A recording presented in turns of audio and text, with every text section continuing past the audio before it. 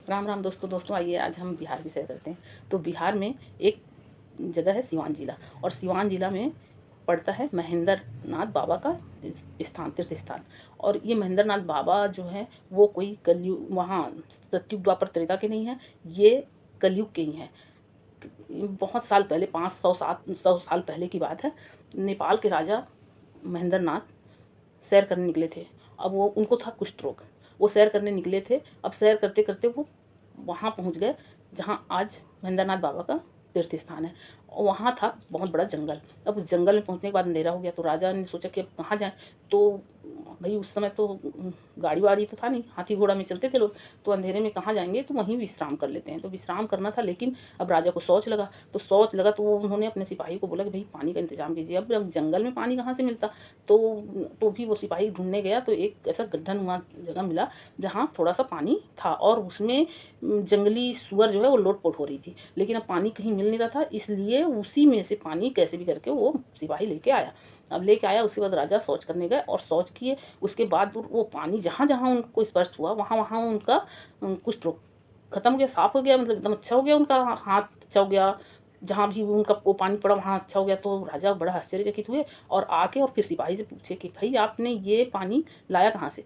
तो वो सिपाही डर के मारे बता नहीं रहा था। लेकिन फिर वो राजा के बहुत कोशिश करने के बाद वो सिपाही बताया क्या, वो साथ में लेके गया।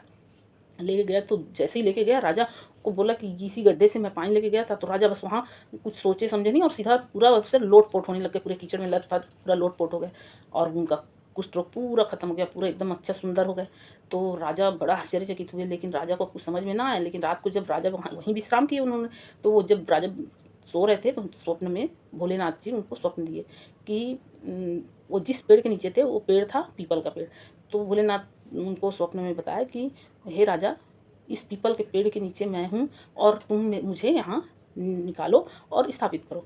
राजा उठा सुबह, तो फिर सबको बताया, अपने सिपाहियों को, और भी जो आस-पास के कोई आए गाँव वाले, तो उन लोग से भी बताया। तो उसके बाद राजा वहाँ खुदाई कराना चालू कर दिए, पेड़ को कटवाए, खुदाई किए। अब राजा के मन में ये आया कि मैं अब ये जो भोलेनाथ निकले खुदाई करने के बाद, तो राजा के मन में आया कि मैं इनको अपने, वो नेपाल के थे, तो नेपाल लेके चले जाऊँगा करके। लेकिन भोलेनाथ की तो इच्छा थी नहीं, भोलेनाथ की इच्छा थी वहीं रहने की। तो जितना भी खुदाई करते जाएँ, भोलेनाथ का अंत नहीं मिला। तो फिर भोलेनाथ फिर से उनको, राजा को स्वप्न में बोले कि राजा, मुझे तुम ले जाने की कोशिश मत करो, मुझे तुम यहीं स्थापित करो, मैं यहीं स्थापित होऊँगा। तो फिर राजा वहीं उनको स्थापित कर दिया। और मतलब बहुत उस समय तो पक्का कुछ होता नहीं था, कच्चा मंदिर बनवा दिया।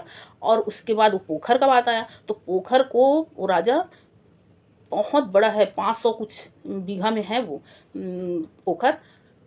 और लेकिन उस पोखर को खुदवाने में राजा गैती रापा कुदारी का बिल्कुल इस्तेमाल नहीं किए।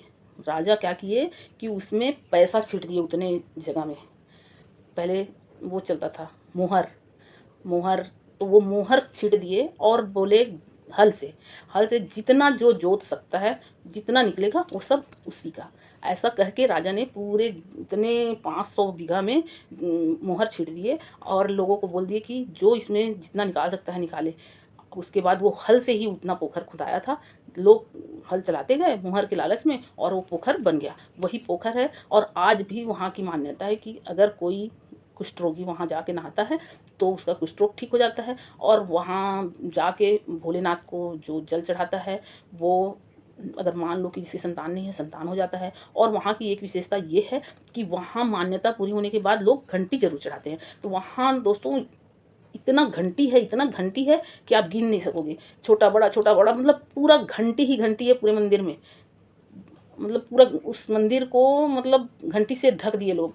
जिसकी भी कामना पूरी होती है, घंटी चढ़ाते हैं। वहाँ घंटी चढ़ाने का एक परंपरा है, और मैं भी गई हूँ, मैं भी घंटी चढ़ाई हूँ। इसलिए मैं आप लोग को बता रही हूँ।